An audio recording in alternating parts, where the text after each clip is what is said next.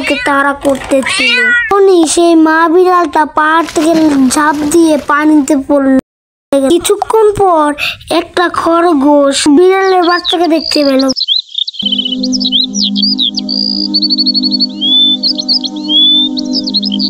খরগোশটা তাকে নিয়ে বাসায় নিয়ে সেবা যত্ন করতেছিল। তাকে মাছ ভাজা খাওয়ালো। বাচ্চাটাকে নিয়ে সে ঘুরতে হাঁটতে বের হলো। বিড়াল বাচ্চাটির মায়ের কথা মনে পড়লো। সে চিৎকার করে মা মা করতেছিল।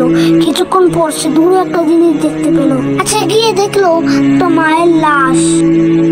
তারপর তারা দুজন তার মাকে কবর দিল। বিড়ালের বাচ্চাটি অনেক কান্না করলো, অনেক দুঃখ পেল। এই ভিডিওটি ভালো লাগলে লাইক সাবস্ক্রাইব করে দিও।